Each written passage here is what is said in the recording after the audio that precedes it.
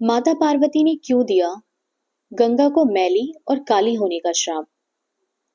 गंगा जी को भारत की सबसे पवित्र नदी माना जाता है। गंगा नदी भारतीयों की आस्था और हमारी संस्कृति का प्रतीक है।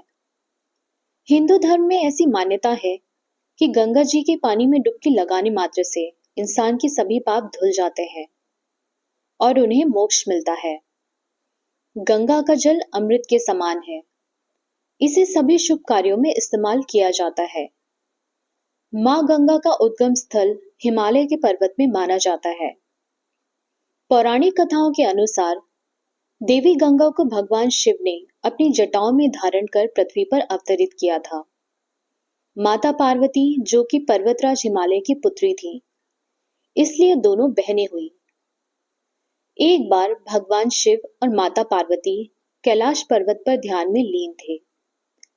एक ओर जहां महादेव और देवी पार्वती ध्यान मग्न थे, वहीं भगवान शिव के परम भक्त नंदी महादेव और माता पार्वती के सुंदर स्वरूप को निहार रहे थे। दोनों के रूप की शोभा को देख नंदी जी की आंखों से आंसू बहने लगे। जैसे ही महादेव को अपने भक्त की आंखों से बहते हुए आंसुओं का आभास हुआ, उन्होंने अपनी आंखें खोली। लेकिन उनकी आंखें खोलते ही उन्हें अपने सामने देवी गंगा हाथ जोड़े खड़ी दिखी। देवी गंगा को देखकर भगवान शिव हैरान हुए और उन्होंने उनसे पूछा कि वे इस प्रकार हाथ जोड़कर उनके सामने क्यों खड़ी हैं। तब देवी गंगा ने कहा, हे महादेव, आपके दिव्य स्वरूप को देखकर मैं आप पर मोहित हो गई हूं। कृपया मुझे अपनी पत्नी के रूप में स्वीकार करें। जैसे ही माता पार्वती ने ये सब सुना, उनके नेत्र लाल हो गए और वे क्रोधित हो गईं। उन्होंने देवी गंगा को उनकी मर्यादा का स्मरण कराया कि महादेव मेरे पति हैं, आप कृपया अपनी सीमा में रहें।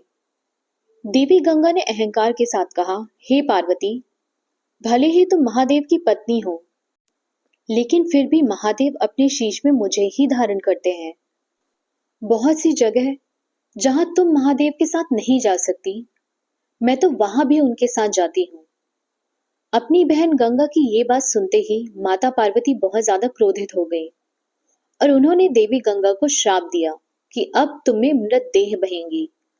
मनुष्यों के पाप धोते धोते वह मैली हो जाएंगी और उनका रंग भी काला पड़ जाएगा। माता पार्वती का श्राप सुनते ही गंगा जी को अपनी गलती का एहसास हुआ। वे भगवान शिव और माता पार्वती से क्षमा मांगने लगी।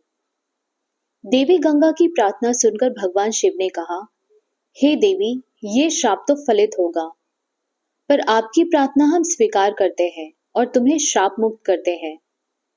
जो भी गंगा के जल में स्नान करेगा उसे मोक्ष प्राप्त होगा और उसके सारे पाप धुल जाएंगे और यही तुम्हारा प्रायश्चित भी होगा। इसी घटनाक्रम के बाद से ही गंगा नदी में अस्थि विसर्जन होने लगे और मनुष्य अपने सभी पापों से मुक्ति पाने के लिए गंगा में स्नान करने लगे। अगर आपको ये जानकारी अच्छी लगी हो तो प्लीज वीडियो को लाइक करें और मेरे चैनल को सब्सक्राइब करें। Thank you for watching.